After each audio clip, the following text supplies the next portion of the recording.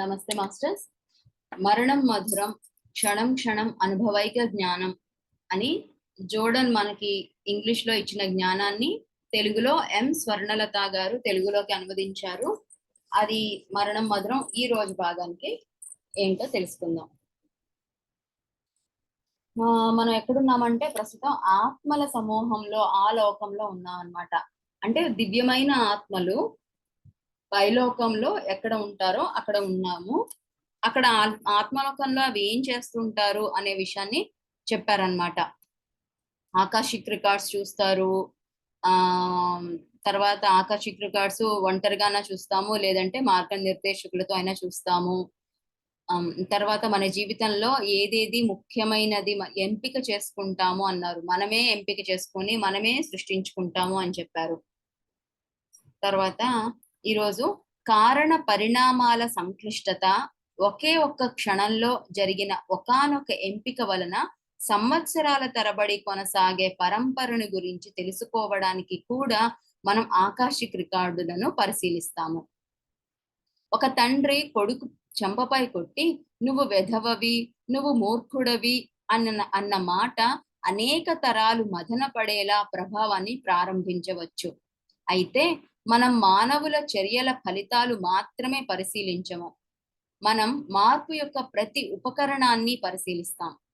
ఒకానొక నీటి ప్రవాహం మధ్యలోని రాళ్లను క్షీణింపచేసే విధానాన్ని, గ్రానైట్ పగుళ్లలో ఘనీభవించిన గడ్డగట్టిన మరి కరిగిన వర్ణం పర్వతాలను ఏ విధంగా పగలకొడుతుందో, బిగ్ బ్యాంగ్ అనే పదార్థాన్ని ఎప్పుడు జడోష్ణతలోకి నిశ్శబ్ద శూన్యతలోకి తోసే విధానాన్ని పరిశీలిస్తాం.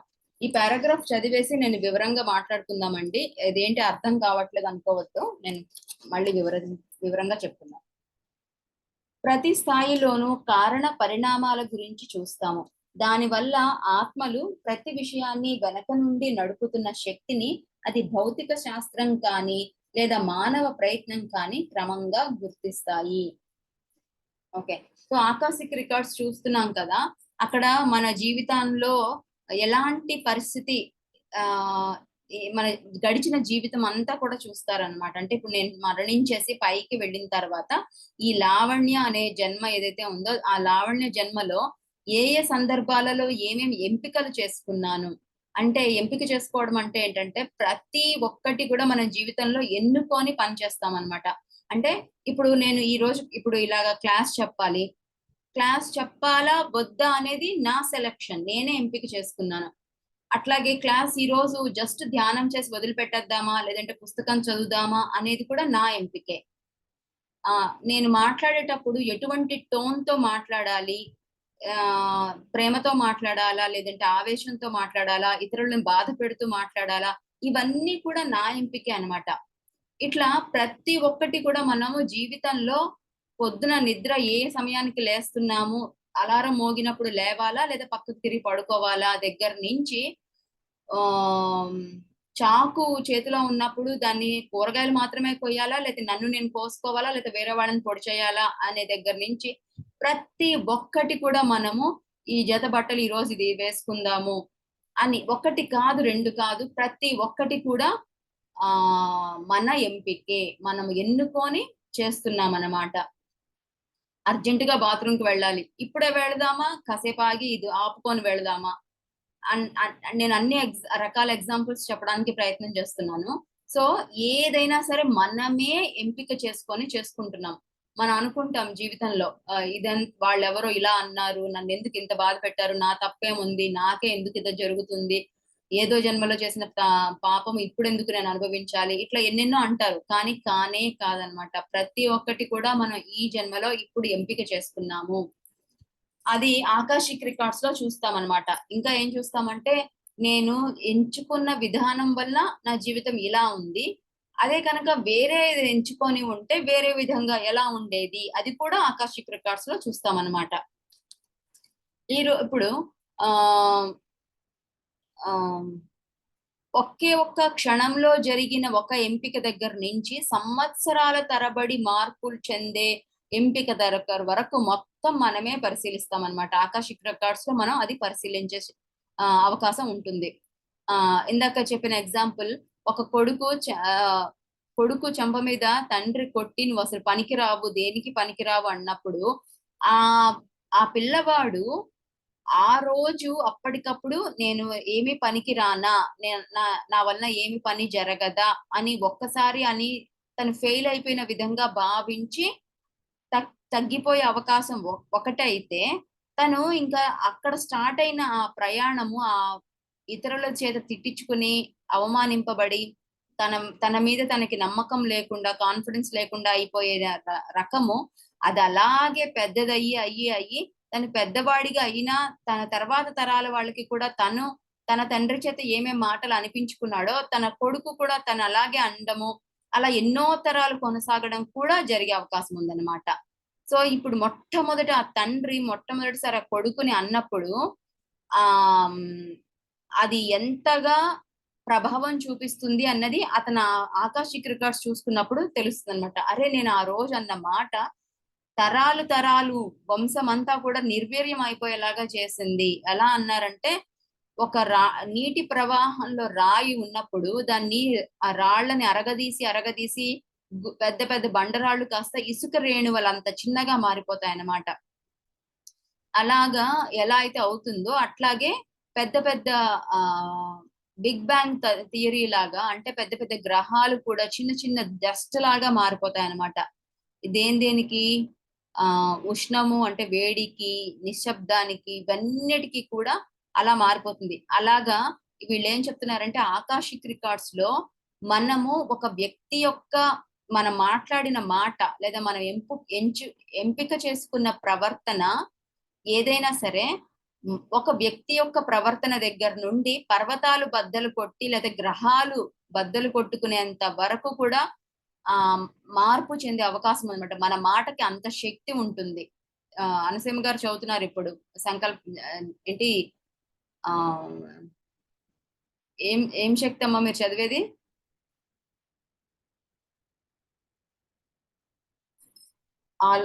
భావనా శక్తి చదువుతున్నారు. సో ఇట్లా మన భావనకి, మన మనిషికి విశ్వాన్ని మొత్తం సృష్టించే శక్తి ఉంది, లేదా విశ్వం మొత్తం నాశనం చేసే శక్తి కూడా ఉందన్నమాట. సో అవన్నీ కూడా మనం ఆకాశిక్ రికార్డ్స్ లో పరిశీలిస్తాము. ప్రతి స్థాయిలో కూడా కార్యకారణ సంబంధాలని చూస్తాం అనమాట. ఏ కారణం చేత ఏమి జరిగింది, ఏ కారణం చేత ఎక్కడ ఎలా మొదలైంది అనేసి.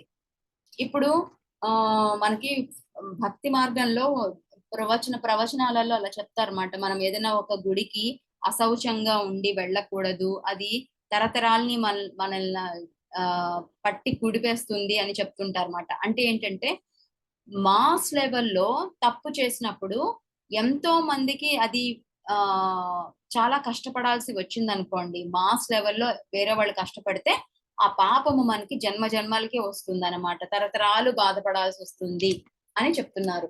మనం అక్కడికి వెళ్ళిన తర్వాత కార్యకారణ సంబంధాలు చూస్తామట.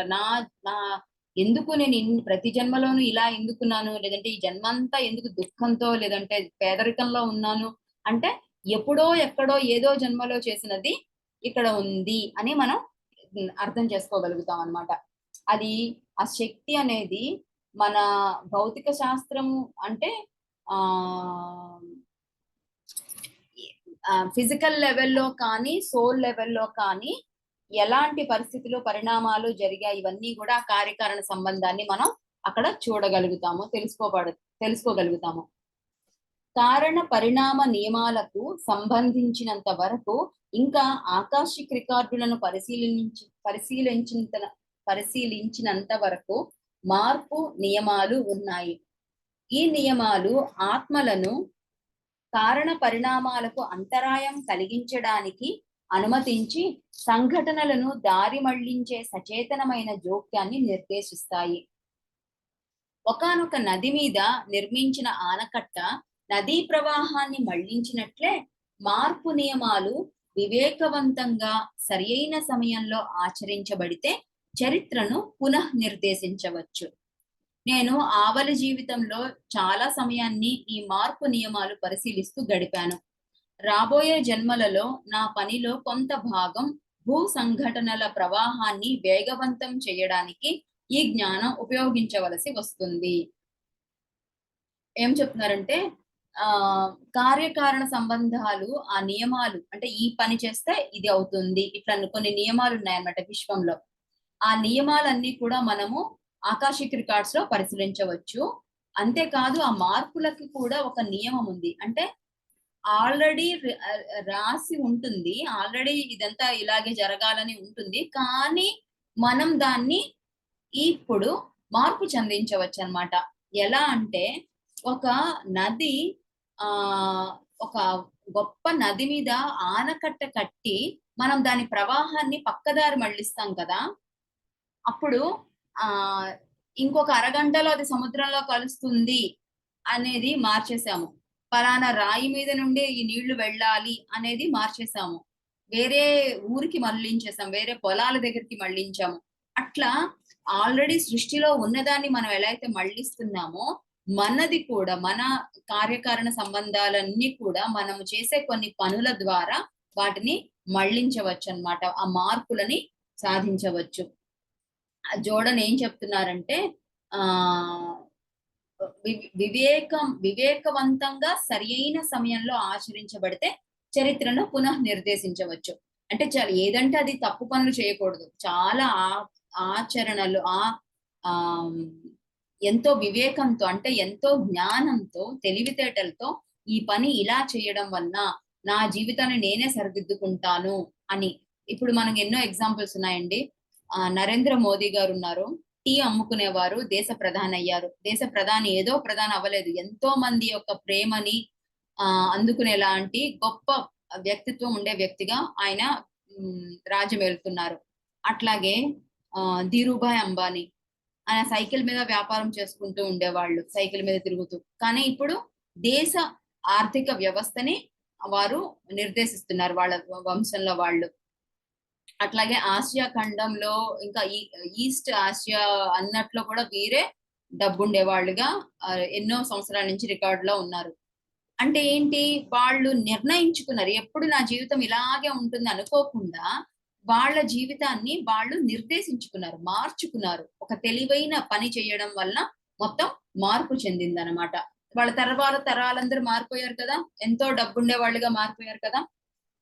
సో, అట్లా మనమే పునః నిర్దేశించుకోవచ్చు. మనకి మనమే నిర్ణయాలు తీసుకొని మార్చేసుకోవచ్చు. అలా జోర్డన్ ఏం చెప్పారంటే ఆవలి జీవితంలో అంటే ఆవలి జీవితంలో అంటే మరణించిన తర్వాత ఆత్మలోకంలో ఆయన ఈ నియమాలు, ఈ మార్పులు ఏం చేస్తే ఎలాంటి మార్పొస్తుంది, ఏమి ఉన్నాయి ఇవన్నీ కూడా చాలా కాలం గమనిస్తూ ఉన్నారంట.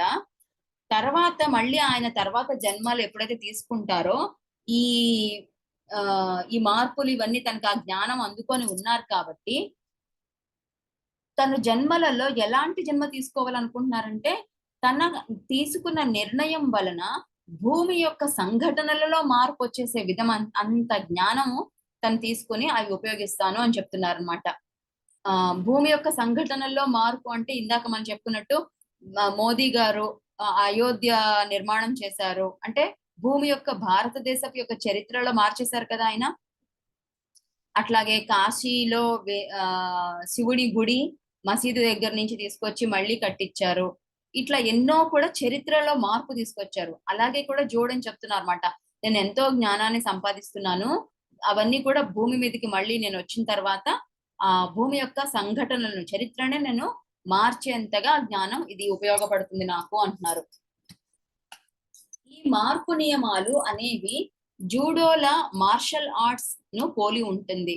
దాడి చేస్తున్న వారి శక్తి ఊపు అందుకుంటున్నప్పుడు చిన్నగా త్రోయడం ద్వారా దిశ మార్చబడుతుంది. వారు పొందవలసిన గాయం ఒక హాని లేని దిశలోకి పంపబడుతుంది. ఈ కళ అనేక స్థాయిలలో సాధన చేయవచ్చు. ఒక చిన్న ఎదురు చూడని కరుణాపూరితమైన పదం పెట్టి పోరాటాన్ని ఆపవచ్చు. ఒకే ఒక్క వాక్యం నాకు స్వేచ్ఛనైనా ప్రసాదించండి లేదా మరణాన్నైనా ప్రసాదించండి ఒక దేశంలో శక్తిని రగిలించవచ్చు లేదా ఒక సాధారణ ఆలోచన న్యాయ పునరుద్ధరణ ఒకరిని రక్షించవచ్చు. అంటే ఏం చెప్తున్నారంటే ఈ పైలోకాల్లో ఉండే ఈ మార్పు ఎలా ఉంటాయంట అంటే జూడో మార్షల్ ఆర్ట్స్ లాగా ఉంటాయంట అండి. అవి ఏం చేస్తాయి అంటే ఎదుటి వ్యక్తి వాళ్ళు మనల్ని దాడి చేయడానికి ఇలా చెయ్యో కాలో పైకెత్తినప్పుడు మనం ఏం చేస్తామంటే దాన్ని చిన్న వాళ్ళు ఎంతో శక్తితో ఆ చెయ్యి మన వైపు తోస్తున్నప్పుడు మనం చిన్న బలంతో ఆ చేతిని అలా పక్కకు నెట్టేస్తాం అనమాట. పక్కకి నెట్టేసినప్పుడు ఏమవుతుందంటే మనము ఎంతో గొప్ప గాయాన్ని హానిని మనం పొందవలసి ఉండింది ఆ చెయ్యి గనక మనకి తగిలుంటే. అంత ఫోర్స్ తో వాళ్ళు కొడతారు.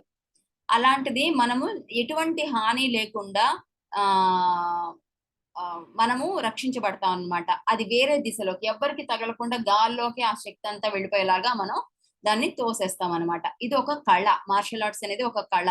అది ఎంతో సాధనతో సాధించవచ్చు. అలాగే ఒక ఆ పైన లోకాల్లో కూడా ఇది ఎలా అయితే జూడోలో చిన్న ఎంతో ఫోర్స్ తో వచ్చే ప్రమాదాలు ఏమన్నా ఉంటే కూడా దాన్ని చిన్న మార్పుతో చిన్న శక్తితో మనం ఎవరికి హాని కలిగించకుండా దాన్ని మార్చేయవచ్చు అని చెప్తున్నారు. అది సాధ్యము అని చెప్తున్నారు. ఒక చిన్న ఎదురు చూడని కరుణాపూరితమైన పదం పెట్టి పోరాటాన్ని ఆపవచ్చు. ఎంత గొప్పగా చెప్తున్నారు చూడండి. ఒక ఆ ఒక ఒక యుద్ధం జరుగుతూ ఉంది. ఆ యుద్ధ ఖైదీలుగా మనల్ని తీసుకెళ్ళిపోయారు. అప్పుడు ఒకే ఒక్క వాక్యంతో మనము ఆ దేశంలో శక్తిని రగిలించవచ్చు లేదా ఒకరిని రక్షించవచ్చు. అంటే ఏం వాక్యం అది అంటే దయచేసి నన్ను స్వేచ్ఛని ప్రసాదించండి లేదా మరణాన్నైనా ప్రసాదించండి అంటున్నారు. అంటే ఇప్పుడు మనల్ని వాళ్ళు హింసించబోతున్నారు అనుకోండి. ఆ యుద్ధ ఖైదీలుగా మనం ఉన్నాం. వాళ్ళు హింసించబోతున్నారు. మనం నన్ను చంపేసేయండి, సింపుల్ గా చంపేయండి, లేదా నాకు స్వేచ్ఛనివ్వండి అని ఎంతో ప్రేమపూర్వకంగా కరుణని వాళ్ళ ఎదుటి వాళ్ళలో కరుణ రసం ఉప్పొంగే విధంగా మనం ప్రార్థించామనుకోండి. అప్పుడు ఏమవుతుంది?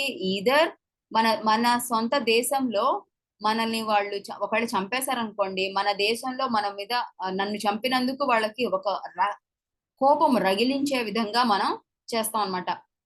ఆ దేశం మొత్తం కూడా అట్టుడిగిపోతుంది.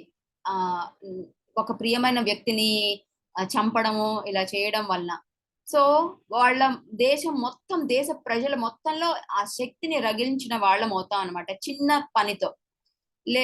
లేదా ఒక సాధారణ ఆలోచన ఒకరిని రక్షించవచ్చు. న్యాయ పునరుద్ధరణ అంటే న్యాయము దేశంలో కానీ చట్టంలో కానీ ఒక చిన్న ఆలోచన చేస్తే ఒక సాధారణమైన ఆలోచన చేసినప్పుడు ఆ న్యాయాన్ని కూడా రాసి ఉన్న రూల్స్ ని కూడా మార్చి ఒకరిని నిరపరాధిని రక్షించవచ్చు అన్నమాట. అంటే ఏం చెప్తున్నారంటే బేసిక్ గా ఏది ఎలా ఉన్నా కూడా ఎంత కష్టాలు అమ్మో నా జీవితం అంతా ఇది అనుభవించవలసిందే అని ఎట్లాంటి పరిస్థితులు ఉన్నా కూడా మనము దాన్ని మార్చుకోవచ్చు.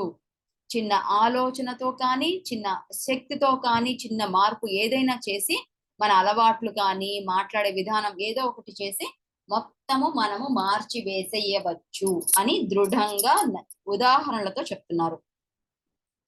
మార్పు నియమాల అధిపతులు కారణ పరిణామాలకు నష్టం వాటిల్ల చేసే దిశలను పునఃనిర్దేశించడం కోసం మార్చడం కోసం ప్రత్యేకంగా జన్మ తీసుకుంటాయి.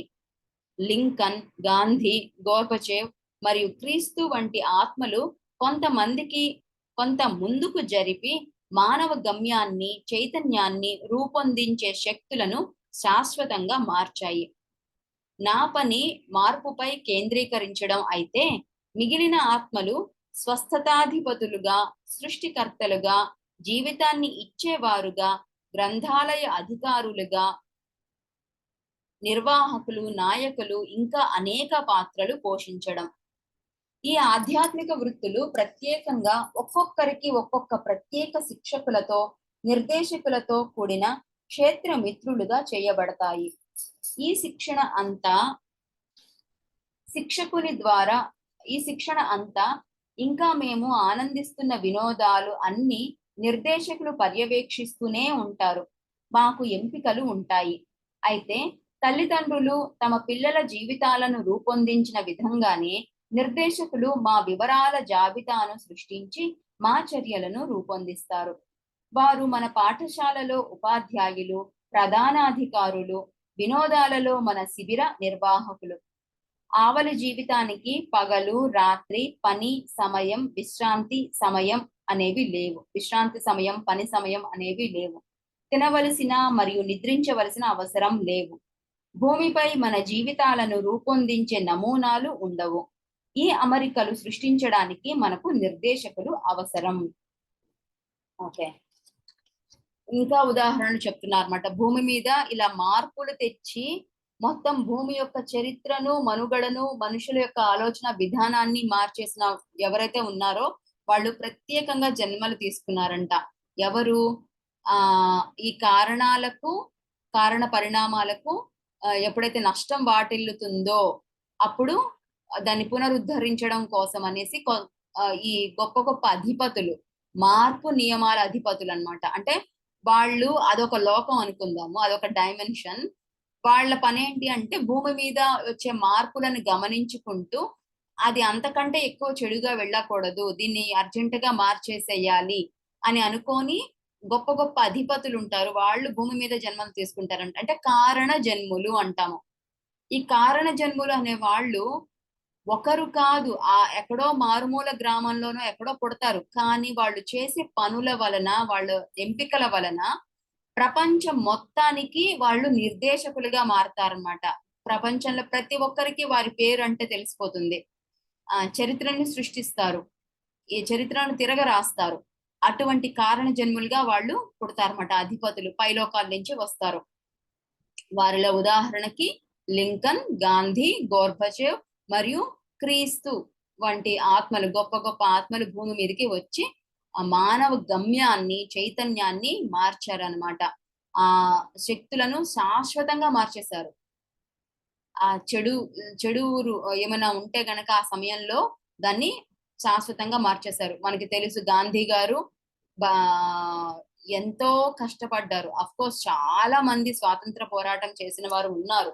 కానీ మనం గాంధీ గారిని మేజర్ గా ఎందుకు చెప్పుకుంటామంటే బ్రిటిషర్స్ లో మేజర్ గా గాంధీ గారే ప్రభావం చూపించారు కాబట్టి, ఆయన వలననే స్వాతంత్రం చివరికి వచ్చింది కాబట్టి. గాంధీ గారిని ఆదర్శంగా తీసుకొని నెల్సన్ మండేలా గారు ఉన్నారు ఆఫ్రికా దేశంలో. ఆయన కూడా ఆఫ్రికా దేశానికి స్వాతంత్రం తీసుకొచ్చారు. ఏది? అహింసావాదంతో, గాంధీ గారిని ఆదర్శంగా తీసుకొని. అట్లాగే మార్టిన్ లూథర్ కింగ్ అమెరికాలో, ఆయన కూడా గాంధీ గారి ని ఆదర్శంగా తీసుకున్నారు. తర్వాత ఒబామా కూడా Martin Luther king, Nelson Mandela, Gandhi గారిని వీళ్ళందరినీ ఆదర్శంగా తీసుకుంటారు. సో ఇట్లా చరిత్రనే మార్చేస్తారన్నమాట. ఆ శక్తులను శాశ్వతంగా మార్చేస్తారు, ఆ చెడు శక్తులను అనేదాన్ని. జోర్డన్ ఏం చెప్తున్నారంటే, నా పని మార్పుపై చాలా ఇక్కడ బ్రాకెట్స్ లో రాశారు, దానితో పాటు బోధనా నిర్దేశకత్వాలపై కేంద్రీకరించడం అయితే మిగిలిన ఆత్మలు స్వస్థతాధిపతులుగా. ఓకే, జోర్డన్ ఏంటి అంటే ఆయన చాలా గొప్ప మార్గనిర్దేశక అధిపతి కాదనమాట. కాబట్టి ఏం చెప్తున్నారు, తన పని ఏం చేస్తారంటే తన మార్పు పైన బోధనా నిర్దేశకత్వాలపై దృష్టి కేంద్రీకరించడం. అంటే టీచింగ్ అన్నమాట. అది ఎలా అయినా, ఈధర్ పైలోకాల్లో టీచింగ్ అయినా సరే, కొత్త మార్పుల కోసం టీచింగ్, లేదా భూమి మీదకి వచ్చిన తర్వాత అయినా ఆ మార్పుల గురించి టీచింగ్ అని అనుకోవచ్చు. దాని మీద ఆయన ఫోకస్ చేశారంట. కానీ కొన్ని గొప్ప ఆత్మలు సృష్టికర్తలుగా, స్వస్థతాధిపతులుగా వాళ్ళు వస్తున్నారన్నమాట. శక్తి నుండి పదార్థాన్ని తయారు చేయడం.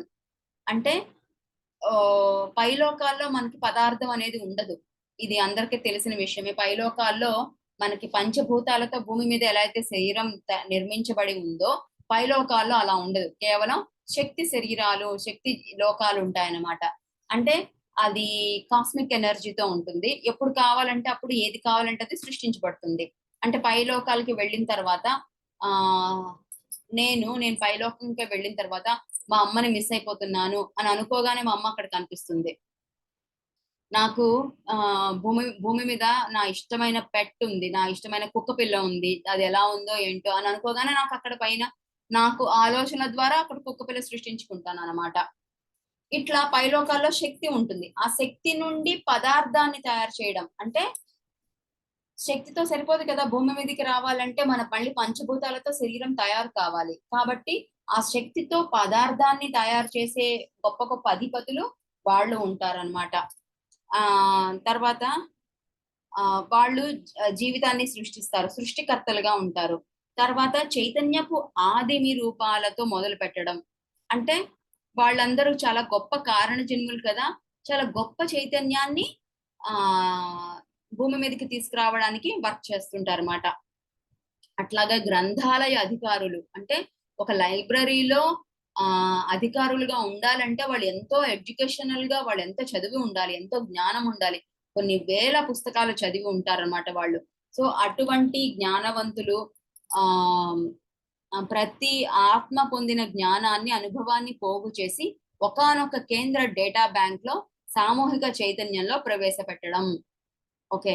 సో ఐ థింక్ వాళ్ళు పైలోకాల్లో ఉండే గ్రంథాలయాల అధికారుల గురించి మాట్లాడుతున్నారు అనుకుంటున్నాను. ఎన్నో కోట్ల మంది మనుషులు ఉంటారు కదా! మనమందరం కూడా ఒక్కొక్కళ్ళం ఒక్కొక్క రకమైన అనుభవాలని, జీవితాలని ఇక్కడ తీసుకొని వచ్చాము. సో ఒక్కొక్కరికి ఒక్కొక్క రకమైన చైతన్యము, జ్ఞానము మనం సంపాదించుకుంటున్నాం. అవన్నీ కూడా కలెక్టివ్ కాన్షియస్నెస్ ఏదైతే ఉందో దాన్ని మళ్ళీ అందరికీ అందిస్తారు. అదొక సెంట్రల్ డేటా బ్యాంక్ లో ఉంటుంది. అది మళ్ళీ అందరిలో అందిస్తారు. దీన్ని నేను ఎగ్జాంపుల్ తో చెప్తే గానీ అర్థం కాదు. ఉదాహరణకి మనందరము కి పసిపిల్లలు పుట్టగానే వాళ్ళకి పాలు తాగడం గురించి తెలుసు. వాళ్ళకి ఆకలి వేసిందని, దానికి ఏడవాలని, పాలు అనేది నోటితో తాగాలని, చప్పరించాలని, మింగాలని ఇవన్నీ ఎలా తెలుసు వాళ్ళకి? పుట్టగానే తెలియదు కదా! కానీ ఎలా తెలుసు అంటే ఆల్రెడీ మనందరము కూడా ఎన్నో జన్మలు జీవించి ఉంటాము. ఆకలేస్తే నోటితో తినాలని. ఇప్పుడు ఆ బిడ్డ పెద్దవాడైపోయిన తర్వాత వాడికి తెలిసిపోతుంది నోటితో తింటారు అనేసి. అంతేకాదు వాడి తర్వాత కూడా చిన్న పిల్లల్ని చూస్తాడు. చూసి ఈ పసిపిల్లలు ఎలా చప్పరిస్తారు, ఇలా పాలు తాగుతారు అని వాడికి తెలిసిపోతుంది. సో అలా మనందరము కూడా ఈ ఆత్మ జ్ఞానాన్ని సంపాదించి మనము పైలోకాలకి కనెక్షన్ లో ఉంటాం అన్నమాట. మన పూర్ణ ఆత్మకి ఎప్పటికప్పుడు అంటే ఈ రోజు నేను ఈ మరణం మధురం పుస్తకం చదువుతున్నాను. దీంట్లో పొందిన జ్ఞానాన్ని నేను నా లోపలికి వచ్చేసింది. దీంతో ఇప్పుడు నేను పడుకొని నిద్రపోతాను. నిద్రపోయే సమయంలో కానీ, ధ్యానం చేసే సమయంలో కానీ ఈ జ్ఞానాన్ని నేను పైలోకాలకి నా పూర్ణాత్మకి అందిస్తానన్నమాట. అట్లా మీరు అందరూ కూడా ప్రతి ఒక్కరు కూడా మీరు సంపాదించిన ఆ రోజు యొక్క జ్ఞానాన్ని ఆ రోజే మనం పూర్ణాత్మకి అందించేస్తాము. అలా వచ్చిన కలెక్టివ్ చైతన్యం, కలెక్టివ్ డేటాబేస్ లో ఆ చైతన్యం ఏదైతే ఉందో అది మళ్ళీ తిరిగి అందరికి ఇవ్వబడుతుందన్నమాట. అంటే ఒక ఇంట్యూషన్ ద్వారా, ఫర్ ఎగ్జాంపుల్ నేను ఇప్పటిదాకా జీవితంలో ఒక చాకు, ఒక నైఫ్ అనేది చూడలేదు అనుకోండి. ఒక్కసారి కూడా చూడలేదు. అదేంటో కూడా నాకు తెలీదు, దాని పేరు వినలేదు, ఏం చేయలేదు. ఆల్ ఆఫ్ ఎ సడన్ నాకు ఒక షార్ప్ ఐటమ్ ఒకటి కనిపించగానే నా లోపల నుంచి ఒక చిన్న ఆలోచన వస్తుంది. ఇది తాకితే కోసుకుంటుందేమో, ఇది చూడటానికి చాలా ప్రమాదకరంగా ఉన్నది అని నా లోపలే ఒక ఆలోచన వస్తుంది అనమాట. ఎలా వస్తుంది అంటే ఆ సెంట్రల్ డేటాలోంచి అందరికి ఇవ్వబడుతుంది. చాకులు చాలా షార్ప్ గా ఉంటాయి, కోసుకుంటే రక్తం వస్తుంది, గాయం అవుతుంది అని అందరికి పంపించేసి ఉంటారు అనమాట. డేటా అందరికి వెళ్ళిపోయి ఉంటుంది. సో చూడగానే మన లోపలే మనకి అమ్మో ఇదేదో కొంచెం తేడాగా ఉంది అని మనకే అనిపిస్తుంది. ఈ ఎగ్జాంపుల్ అందరికి అర్థమైంది కదండి? సెంట్రల్ డేటాబేస్ లోంచి ప్రతి ఒక్కరికి జ్ఞానం రావడం అనేది. ఇంకొకసారి చెప్తారా లావణ్య గారు? ఓకే. ఓకే. సో ఇప్పుడు ఒక మంట కనిపించింది అనుకోండి. మంట కనిపిస్తే ఒక పసిపిల్లవాడు ఫస్ట్ టైం దాన్ని తాకినప్పుడు వాడికి కాలుతుంది. వాడికి తెలియకుండానే పట్టుకోవడానికి ప్రయత్నం చేస్తాడు. వాడికి కాలుతుంది. తర్వాత వాడికి ఆ విషయం తెలిసిపోతుంది. అంటే వాడి లోపల ఆ జ్ఞానం నిండిపోయింది. వేడిది కాలుతుంది అనే విషయం నిండిపోయింది. అదే విషయాన్ని తను తన పూర్ణాత్మకి అందిస్తాడనమాట. అంటే పూర్ణాత్మ అంటే తన ఏం లేదు, ఆ హయ్యర్ లోకాల్లో ఉండే తన ఫామే అన్నమాట. అదర్ డైమెన్షన్స్ లో ఉండే తన ఫామ్. ఆ ఫామ్ అనేది తన సెంట్రల్ డేటాబేస్ అన్నమాట. తన చైతన్యం, తన కాన్షియస్నెస్.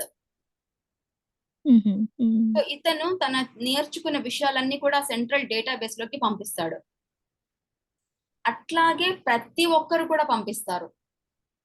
ఆ పంపించిన జరిగిన ఎక్స్పీరియన్స్ ఎస్, అందరికి వాళ్ళ వాళ్ళ జరిగిన ఎక్స్పీరియన్సెస్ ద్వారా పొందిన జ్ఞానం పంపిస్తారు. జ్ఞానం.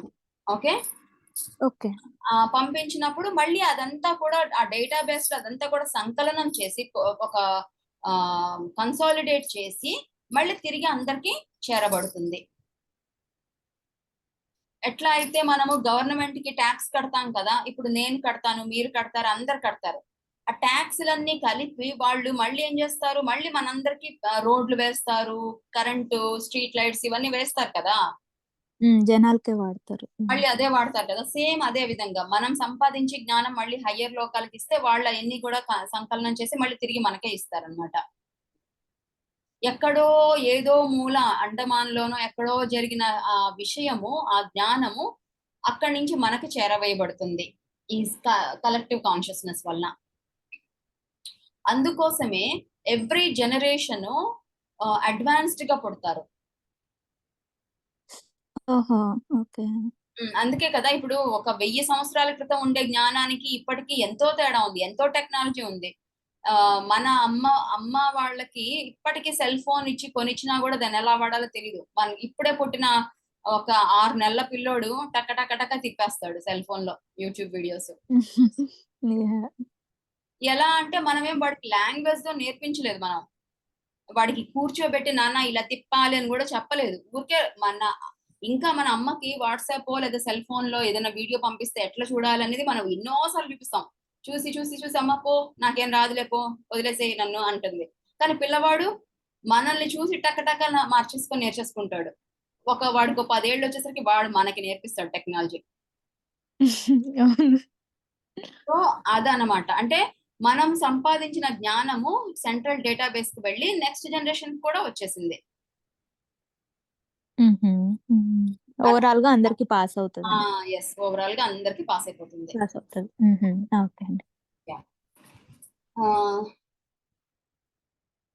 సో ఇక్కడ బాగా గ్రంథాలయాల అధికారులుగా, అంటే బాగా చదువుకొని చాలా పుస్తకాలు చదివి ఎడ్యుకేషన్ లో బాగా వాళ్ళకి ఎక్కువ ఇంట్రెస్ట్ వాళ్ళు ఉండే వాళ్ళు ఏం చేస్తారంటే, వాళ్ళు భూమి మీదకి ఒక నాయకులుగా, నిర్వాహకులుగా, అంటే ఒక అడ్మినిస్ట్రేషన్ ఈ విధంగా వాళ్ళు భూమి మీద జన్మ తీసుకుంటారనమాట.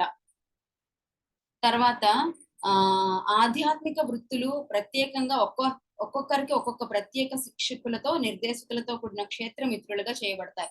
అంటే ఇంకా భూమి యొక్క అడ్వాన్స్మెంట్ కి స్పిరిచువాలిటీ అనేది very important. So spiritual works కూడా ఇవ్వబడతాయి. అంటే మనకి పీఠాధిపతులు వీళ్ళందరూ వస్తుంటారు కదా, ప్రవచనాలు చెప్తుంటారు, వీళ్ళందరూ వాళ్ళందరికీ కూడా వాళ్ళందరూ ప్రత్యేకమైన జన్మలు తీసుకుంటారు. అట్లాగే వాళ్ళకి ఆయా జన్మల్లో ప్రత్యేకమైన గైడ్స్ కూడా ఉంటారన్నమాట. ఏంజల్స్, గైడ్స్ కూడా వాళ్ళకి ఉండి అన్ని చెప్తూ ఉంటారన్నమాట. నువ్వు ఇక్కడ జన్మ తీసుకో, నువ్వు ఇలా చెయ్యి, ఈ సాధన చెయ్యి, ఈ మాస్టర్ ని కలుగు, ఈ పని చెయ్యి అని అట్లాగా మనకు అన్ని చేస్తూ ఉంటారన్నమాట. శిక్షణ ఇవ్వబడుతుంది. ఈ శిక్షణ అంతా తరగతి గదిలో నేర్చుకునే శిక్షకుని ద్వారా నేర్చుకునేది మరియు క్షేత్రయాత్ర. అంటే అది మనము ఫిజికల్ గా స్కూల్ కి వెళ్ళి నేర్చుకునే జ్ఞానము ఉంటుంది. మళ్ళీ ఎక్కడికి వెళ్ళినా అక్కడికి మనం ఏదో ఒక సందర్భంలో ప్రతి ఒక్కటి మనము జ్ఞానాన్ని సంపాదిస్తూనే ఉంటాం అన్నమాట. విందులు, వినోదాలు, అన్ని చోట్ల కూడా మనకి జ్ఞానం వస్తూనే ఉంటుంది. ఇవన్నీ పనులు మనం చేసే ఎంపికలు ఏవైతే ఉంటాయో వాటన్నింటికి కూడా మార్గనిర్దేశకులు మనల్ని గమనిస్తూ ఉంటారన్నమాట. అంటే మన గైడ్స్, ఏంజల్ గైడ్స్ ఉంటారు మనకి. ప్రతి ఒక్కరికి వాళ్ళందరూ కూడా మనం చేసే పనులను గమనిస్తూ ఉంటారు. ఎటువంటి సెలక్షన్ చేసుకుంటున్నారు వీళ్ళు, ఇప్పుడు ఏ పని చేయాలనుకుంటున్నారు, ఇవన్నీ కూడా వాళ్ళు గమనిస్తూ ఉంటారు. మాకు ఎంపికలు ఉంటాయి. అయితే తల్లిదండ్రులు తమ పిల్లల జీవితాలను రూపొందించిన విధంగానే నిర్దేశకులు మా వివరాల జాబితాను సృష్టించి మా చర్యలను రూపొందిస్తారు. అంటే తల్లిదండ్రులు మన పిల్లలకి నువ్వు ఈ టైంలో ఇది చెయ్యి, ఈ ఆహారం తిను, ఇటువంటి బట్టలు వేసుకో, ఆ స్కూల్ కి వెళ్ళు, వీళ్ళతో ఫ్రెండ్షిప్ చెయ్యి, ఇన్ని మార్కులు సంపాదించు, ఇట్లా అన్ని మార్గనిర్దేశకత్వం చేసినట్టు మార్గనిర్దేశకులు కూడా మనకి, స్పిరిచువల్ మాస్టర్స్ కూడా మనకి రకరకాలుగా గైడ్ చేస్తూ ఉంటారు అన్నమాట. ఈ గైడెన్స్ అనేది మనకి ఇంపార్టెంట్, గైడ్ చేస్తూ ఉంటారు. ఇది last paragraph. With in 1 minute లో మనం ధ్యానం మొదలు పెడతాము. వాళ్ళు ఒక లిస్ట్ తయారు చేసి, స్పిరిచువల్ వర్క్స్ అన్ని కూడా ఒక లిస్ట్ తయారు చేసి మరి ఇస్తారంట మనకి. వారు మన పాఠశాలలో ఉపాధ్యాయులు, ప్రధానాధికారులు, వినోదాలలో మన శిబిర నిర్వాహకులు. అంటే వాళ్ళు ఎలా ఉంటారంట అంటే ఆ మనకి ఆ గైడ్స్ అందరు కూడా మన జీవితాల్లోకి ఏ విధంగా వస్తారంటే మన పాఠశాలలో టీచర్స్ లాగా, ప్రిన్సిపల్స్ లాగా, వీళ్ళందరూ మన లైఫ్ లో కొంతమంది గైడ్స్ ఉంటారు కదా ఫిజికల్ గా, వాళ్ళ రూపంలో కూడా మనకి వస్తారంట. ఆ ఆవలి జీవితానికి ఓకే, ఇంకొక ఇంపార్టెంట్ విషయము, పైలోకాలలో పగలు రాత్రి అనేది ఉండదు, ఆకలి నిద్ర అనేది ఉండదు.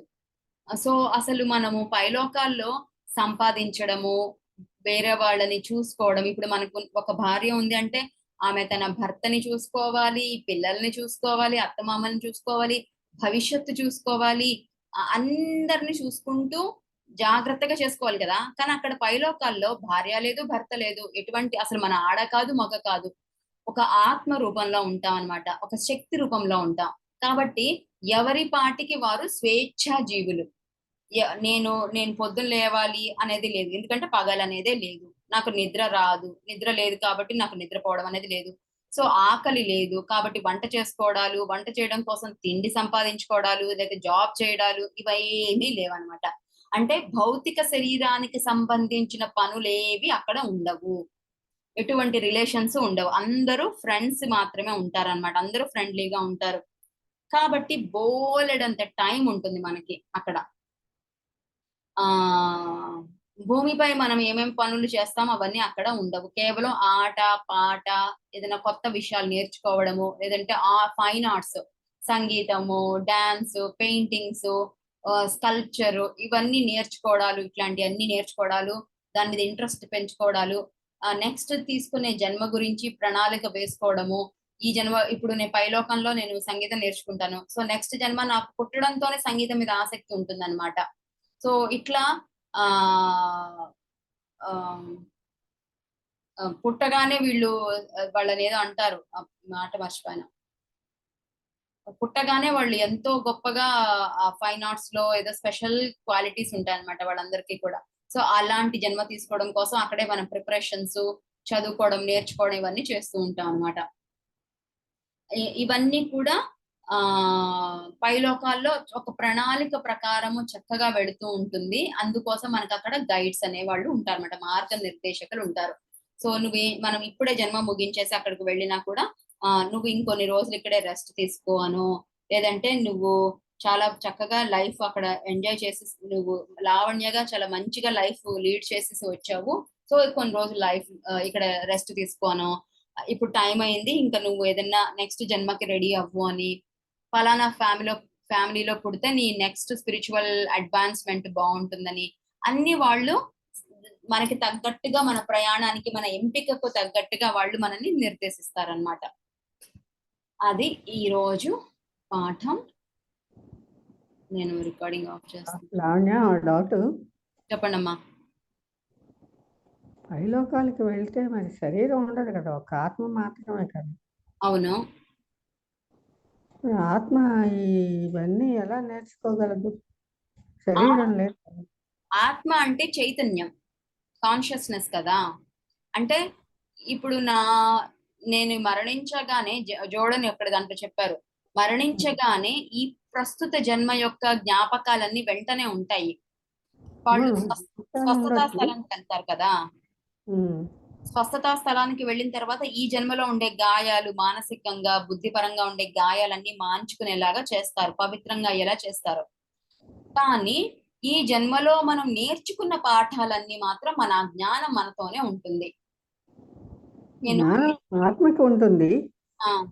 మరి పాటలు పాడడం, నాట్యం చేయడం ఇవన్నీ శరీరం అవసరం లేదు కదా దాంట్లో. ఇప్పుడు శరీరం లేకుండా ఇవన్నీ ఎలా చేయగలదు? శరీరం లేకుండా అది ఒక సైన్స్ అన్నమాట, సైంటిఫిక్ గా చేస్తారు. ఇప్పుడు స్పిరిచువల్ సైంటిస్ట్ అంటారు గోలోకంలో. ఇప్పుడు పత్రిజీని కానీ, జీకే సార్, వీళ్ళందరినీ స్పిరిచువల్ సైంటిస్టులు అంటారు. అంటే వాళ్ళు ఒక విషయాన్ని కనిపెడుతున్నారు. అంటే ఉదాహరణకి ఏం చెప్తారంటే జీకే సారు, ఇప్పుడు నాకు భుజం నొప్పి వచ్చింది అనుకోండి, భుజం నొప్పి వస్తే ఏమని అర్థము అంటే, ఈ బరువంతా నా భుజాల మీద వేసుకొని మోస్తాను కదా, అట్లా అంటాం కదా మనకి, ఈ బరువు అంతా భుజం మీద మోస్తున్నాము అంటారు. సో ఆ కుటుంబ బరువు గురించి మామూలుగా మాట్లాడుకుంటాము, కానీ అసలు విషయం ఏంటి అంటే ఆ ఆధ్యాత్మిక బరువు అన్నమాట. నేను నా కుటుంబము, నా చుట్టుపక్కల వారందరికీ కూడా ఈ ఆధ్యాత్మికత, ధ్యానము, జ్ఞానము అందించాలనే భారాన్ని నా భుజాల మీద మోస్తాను అని తెచ్చుకున్నాను అనమాట. కానీ నేను ఆ పని చెయ్యకపోతే నా భుజాలు నొప్పేస్తాయి. భుజాలు నాకు ఒక నొప్పి ద్వారా తెలియజేస్తాయి అనమాట, నీ భుజాలు నీకు పనికి రాకుండా చేసుకుంటున్నావు అనేసి. సో అట్లా మనకి అదంతా కూడా జ్ఞానం, ధ్యానంలో వచ్చింది ఆయనకి. సో ఈ జ్ఞానాన్ని పెంపొందించుకుంటాం అనమాట. ఉదాహరణకి ఆత్మాయణం సూక్ష్మ శరీర యానం అనే పుస్తకంలో ఒక లోకంలో ఒక సంగీతకారుడు ఏం చేస్తున్నాడంటే, వీళ్ళు వెళ్ళేసరికి కొత్త కొత్త రాగాలని కనిపెడుతున్నాడు అనమాట. తన జ్ఞానంతో కొత్త కొత్త రాగాలని కనిపెడుతున్నాడు. అవన్నీ కూడా ఏం చేస్తారంటే, ఇందాక మనం మాట్లాడుకున్నట్టు భూమి మీద ఉండే వాళ్ళకి అందిస్తారన్నమాట. ఎవరో సంగీతకారుడు ఉంటాడు, వాళ్ళకి కొత్త రాగాలు కనిపెట్టడం అంటే ఇంట్రెస్ట్ ఉంటుంది, వాళ్ళకి మార్గ నిర్దేశకత్వం చేసి ఆ రాగాల యొక్క వీళ్ళ ఆలోచనలోంచి పుట్టినట్టుగా వాళ్ళు సంకల్పం చేస్తారన్నమాట. పైలోకాల నుంచి వచ్చిన జ్ఞానమే, కానీ వీళ్ళ సృష్టించబడినట్టు అవుతుంది. ఓకే, అర్థమైందమ్మా? కొంచెం కన్విన్సింగ్ గా లేదా? కొంతమంది అంటుంటారు, ఈ బాలసుబ్రహ్మణ్యం మరి గాన గంధర్వుడు కదా, ఆయన పైకి వెళ్ళి వాళ్ళందరినీ పాటలతో రంజింప చేస్తాడు అలా. అంటే మరి శరీరం ఉండదు కదా ఆత్మకి, పాటలు అవి ఎలా పాడగలరు అని నా డౌట్ అన్నమాట. ఇప్పుడు మనం ఇది కూడా చెప్పుకున్నాం కదా, మనం అక్కడ ఏది కావాలంటే అది అక్కడ అప్పటికప్పుడు సృష్టించబడుతుంది. ఇప్పుడు అదే ఆ సూక్ష్మ శరీరంలోనే ఇంకొక టాపిక్ ఏంటంటే, సూక్ష్మ శరీర యానంలో ఒక అతను పెయింటింగ్స్ వేస్తూ ఉంటాడు అనమాట. ఒక క్యాన్వాస్ పెట్టుకొని పెయింట్ వేస్తూ ఉంటాడు. మనం కావాలంటే ఒక కుక్క పిల్లనో ఒక పెయింట్ డబ్బానో సృష్టించుకున్నప్పుడు, నాకు నా చేత్తో వేయాలనుకుంటే నా శరీరం నాకు అక్కడ ఉంటుంది, నేను చేయగలను. లేదా మన ఆలోచనలతోనే సృష్టిస్తాం అక్కడ యాక్చువల్ గా. పాటలు కూడా, అన్ని వాయిద్యాలు అన్ని కూడా అన్నమాట. ఇంకా మరి ఇక్కడికి అక్కడికి తేడా ఏంటి అంటే సూక్ష్మ శరీర యానంలో చెప్తారు, ఒక ఇంగ్లీష్ పాటతో సహా చెప్పారనమాట. ఈ పాటని ఆయన ఎవరైతే ఉన్నారో మెయిన్ ఆ పుస్తకం రాసిన ఆయన, లండన్ లో ఉండేటప్పుడు ఆ పాటని విని అది పైలోకంలో వాళ్ళు పాడుతున్నారంట. ఎవరైతే పాటకర్త ఎవరైతే ఉన్నారో వాళ్ళే చనిపోయి పైలోకంలో కనిపించారనమాట. వాళ్ళ పేర్లు అన్ని చెప్పారు, ఇంగ్లీష్ పేర్లు. నేను గూగుల్లో కూడా సెర్చ్ చేసి చూశాను. చాలా బాగా పాడుతున్నారంట. కొన్ని గమకాలు, సంగతులు భూమి మీద కంటే పైలోకాల్లో చాలా అందంగా పలుకుతున్నాయంట. చాలా హృదయంగా ఉంది అని చెప్పారు. అవి భూలోకంలో ఆ విధంగా చేయడం చాలా అసాధ్యము అని చెప్పారు. అట్లాగే పెయింటింగ్ అనుకోండి, ఆ పెయింట్స్ వాళ్ళు కొన్ని రంగులు కలిపి అక్కడ వేస్తే ఆ పెయింటరు ఆ రంగులు భూమి మీద ఉండడం కష్టం అంట. ఎందుకంటే అక్కడ ఆ పైన ఉండే ఆ రంగులలో ఒక శక్తి ఉంది అనమాట, ఒక కాంతి ఉంది, ఒక తేజస్సు ఉంది. సో ఇక్కడ కెమికల్స్ తోనో దేనితోనో తయారు చేస్తే కొంచెం నిర్జీవంగా ఉంటాయి అనమాట. రంగులు రంగుగానే కనిపిస్తుంది, కానీ దాంట్లో ఒక కళ అనేది ఉండదు అని చెప్పారు. అదనమాట. మన అందరికీ సూక్ష్మ శరీర యానం గాని లేదంటే దివ్య నేత్రం గాని తెరుచుకున్నప్పుడు, ఆస్ట్రల్ ట్రావెల్స్ చేసినప్పుడు నిజంగా మనం ఇప్పుడు ఏం మాట్లాడుతున్నామో తెలుస్తుందన్నమాట. ఒక మొక్క దగ్గరికి వెళ్ళామంటే ఆ మొక్క ఆకుపచ్చ ఆకులు కాకుండా దానికి ఉండే శక్తితో చూస్తాం మనం, దాన్ని ఎనర్జీ ఫామ్ చూస్తాము, దాని చుట్టూ ఉండే ఆరా చూస్తాము. అది థర్డ్ ఐలో ఆస్ట్రల్ ట్రావెల్ లో కుదురుతుంది అనమాట. అప్పుడు మనము ఇంకా కొన్ని చెప్తారు, ఆస్ట్రల్ వరల్డ్స్ కి ఈ భూమి మీదకి అస్సలు సంబంధమే లేదు, అసలు ఆ లోకాల గురించి మాట్లాడాలంటే ఇక్కడ మనకి మాటలే లేవు అంటారు, ఆ పదాలే లేవు అంటారు. సో అది కంప్లీట్లీ వేరే డైమెన్షన్. మనం అది చెప్పుకోవాలంటే అది కష్టం అన్నమాట, అనుభవిస్తేనే తెలుస్తుంది. నేను రికార్డింగ్ ఆఫ్ చేస్తున్నాను. ఇంకెవరికైనా ఏదైనా క్వశ్చన్స్ ఉన్నాయా? లేదంటే మనం ధ్యానం చేసుకుందాం.